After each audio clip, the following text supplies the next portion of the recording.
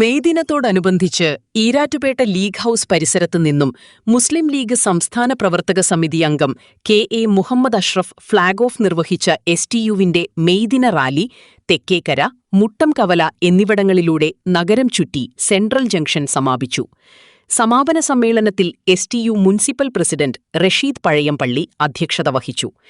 ഈരാറ്റുപേട്ട നഗരസഭാ chairperson advocate VP. Nasar ഉദ്ഘാടനം ചെയ്തു. നഗരസഭാ മുൻ ചെയർമാൻ വി.എം. സിറാജ് മുഖ്യപ്രഭാഷണം നടത്തി. Muslim League municipal president KA. Muhammad Hashim, Muslim League municipal secretary KA. Mahin, STU സംസ്ഥാന പ്രവർത്തക സമിതി അംഗം അസീസ് പത്താഴപ്പടി, എസ്.ടി.യു ജില്ലാ ട്രഷറർ താഹ നാകുന്നത്, STU municipal secretary Kabeer Kuruvanal, treasurer Zainulabdeen തുടങ്ങിയവർ സംസാരിച്ചു. അത്തരത്തിലുള്ള പ്രചരണവുമായി കഴിഞ്ഞ കുറെ നാളുകളായി മുന്നോട്ട് പോകുന്നു. കേരള സംസ്ഥാനത്തെ എല്ലാ പ്രദേശവും പോലെ ഈരാറ്റുപേട്ടയും ഇവിടെ നാനാജാതി മതസ്ഥരായ ആളുകൾ തിങ്ങിപ്പാർക്കുന്ന പ്രദേശമാണ്. ഞാനിവിടെ നിൽക്കുന്നതിന്റെ ഏതാണ്ട് 60-70 അടി മുന്നോട്ട് പോയാൽ ചരിത്ര പ്രസിദ്ധമായ അങ്കാളമ്മൻ കോവിൽ സ്ഥിതി ചെയ്യുകയാണ്. അത്രയും മാത്രം ദൂരമേ ഉള്ളൂ. 100 വർഷത്തിന് മേളിൽ പഴക്കമുള്ള പുരാതനമായ നൈനാർ പള്ളി സ്ഥിതി ചെയ്യുന്നു.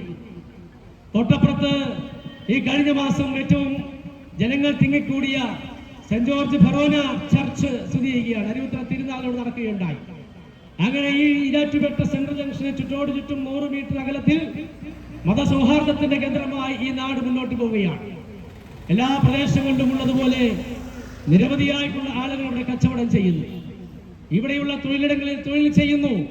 അവിടെയൊന്നും ജാതിയുടെയും മതത്തിന്റെയും വേലിക്കെട്ടുകളില്ലാതെ സാഹോദര്യത്തോടു കൂടിയാണ്, ഐക്യപ്പെടലിന്റെ ഒരു മുഖവുമായിട്ടാണ് ഈ നാട് മുന്നോട്ട് പോകുന്നത്. മറ്റ് നാടുകളെ അപേക്ഷിച്ച് ഈ നാട്ടിൽ കാരുണ്യത്തിന്റെ മുഖമുള്ള ആളുകളുണ്ട്. ഇവിടെ നിരവധിയായ രക്ഷാപ്രവർത്തകരുണ്ട്.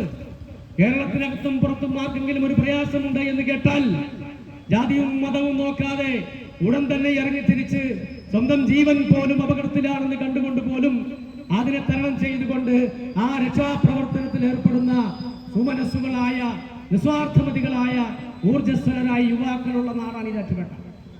മണിക്കൂറുകൾ കൊണ്ട് ഒരു ചികിത്സയ്ക്ക് വേണ്ടി ലക്ഷങ്ങളും കോടികളും കളക്ട് ചെയ്യാൻ കഴിയുന്ന ഫണ്ട് കളക്ട് ചെയ്യാൻ പറ്റുന്ന ഒരു നാടാണ് ഈരാറ്റുപേട്ട. ആ ഫണ്ട് കളക്ട് ചെയ്യുമ്പോൾ ആ ഫണ്ട് ചെല്ലുന്നത് ഏതെങ്കിലും മുസ്ലിമിനാണോ, ക്രിസ്ത്യാനിക്കാണോ, ഹിന്ദുവിനാണോ എന്ന് നോക്കാറില്ല. അവിടെ എല്ലാം ജാതി മതങ്ങൾക്കപ്പുറത്ത് എല്ലാ ആളുകളെയും ഒത്തൊരുമിച്ചുകൊണ്ട് ജാതിയും മതവും മാറ്റി നിർത്തിക്കൊണ്ട് ഒരു കാരുണ്യത്തിന്റെ രാഷ്ട്രീയവുമായിട്ടാണ് നമ്മൾ മുന്നോട്ട് പോകുന്നത്. ഒരു സാഹോദര്യത്തിന്റെ പ്ലാറ്റ്ഫോമുമായിട്ടാണ് നമ്മുടെ നാട് മുന്നോട്ട് പോകുന്നത്. ആ നാടിനെ കുറിച്ച് ഇത്തരത്തിലുള്ള അപവാദ പ്രചരണങ്ങൾ നടത്തുന്നത് ഈ നാടിന്റെ ഐക്യപ്പെടലിനോടുള്ള അവരുടെ അസൂയ കൊണ്ട് മാത്രമാണ് എന്ന് ഞാൻ ഈ അവസരത്തിൽ പറയാൻ ആഗ്രഹിക്കുകയാണ്. അത്തരത്തിൽ സോഷ്യൽ മീഡിയ അടക്കമുള്ള സംവിധാനങ്ങളിൽ അപവാദ പ്രചരണങ്ങളുമായി മുന്നോട്ട് പോകുന്നവർക്കെതിരെ ശക്തമായ നിയമ നടപടികളുമായി നഗരസഭാ സമിതി മുന്നോട്ട് പോകുമെന്ന് സാന്ദർഭികമായി ഈ അവസരത്തിൽ ഓർമ്മപ്പെടുത്തുകയാണ്.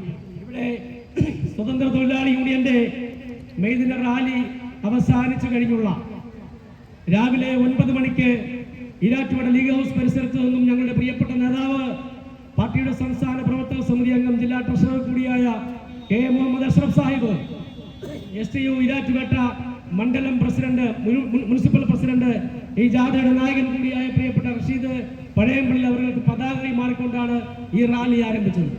ഈരാറ്റുപേട്ട പട്ടണം ചുറ്റി സെൻട്രൽ ജംഗ്ഷനിൽ സമാപിക്കുകയാണ്. ഈ സമാപന സമ്മേളനത്തിൽ പ്രിയപ്പെട്ട മുൻ നഗരസഭാ ചെയർമാൻ വി.എം. സിറാജ് മുഖ്യ പ്രഭാഷണം നടത്തും. ഇവിടെയുള്ള ലീഗിന്റെ നേതാക്കന്മാർ, എസ്.ടി.യു അടക്കമുള്ള പോഷക സംഘടനകളുടെ നേതാക്കന്മാരൊക്കെ ഈ സമ്മേളനത്തെ അഭിസംബോധന ചെയ്തുകൊണ്ട് സംസാരിക്കും. ഇവിടെ വന്നിട്ടുള്ള തൊഴിൽ സമരം ചെയ്യാനുള്ള അവകാശത്തെ പാടെ ഹനിക്കുന്ന ഒരു നിയമനിർമ്മാണം കേന്ദ്ര സർക്കാർ നടപ്പാക്കാൻ ഉദ്ദേശിക്കുകയാണ്. സാധാരണഗതിയിൽ തൊഴിലാളികൾ അവരുടെ താൽപ്പര്യങ്ങൾ സംരക്ഷിക്കുന്നത്, അവരുടെ അവകാശങ്ങൾ സംരക്ഷിക്കുന്നത് തീർച്ചയായിട്ടും തൊഴിലിടങ്ങളിലെ ന്യായമായ സമരങ്ങളിലൂടെയാണ്. പക്ഷേ ആ സമരങ്ങൾ നടത്താനുള്ള അവകാശങ്ങൾ നിഷേധിച്ചുകൊണ്ട് വൻകിട കോർപ്പറേറ്റ് കമ്പനികളുടെയും വലിയ വലിയ വിദേശ നിക്ഷേപകരുടെയും താൽപ്പര്യങ്ങൾ സംരക്ഷിക്കുന്ന അപകടകരമായിട്ടുള്ളൊരു സമീപനം. ഒരു തൊഴിലാളി സംഘടനയ്ക്ക് സമരം ചെയ്യണമെങ്കിൽ 60 ദിവസം മുമ്പേ നോട്ടീസ് നൽകണം. മാത്രവുമല്ല, ട്രൈബ്യൂണലിലോ അതുപോലെ കോടതി സംബന്ധമായിട്ടുള്ള ഏതെങ്കിലും തരത്തിലുള്ള ഒരു കേസ് ഇരിക്കുന്ന സംഭവമാണെങ്കിൽ ഒരിക്കലും അവിടെ തൊഴിൽ സമരമേ പാടില്ല എന്നിത്യാദി ജനാധിപത്യ അവകാശങ്ങളെ, തൊഴിലാളികളുടെ ജനാധിപത്യ മൂല്യങ്ങളെ പാടെ കുഴിച്ചു മൂടുന്ന അപകടകരമായിട്ടുള്ള ഒരു നിയമനിർമ്മാണം കേന്ദ്ര സർക്കാർ നടത്തിയിരിക്കുകയാണ്.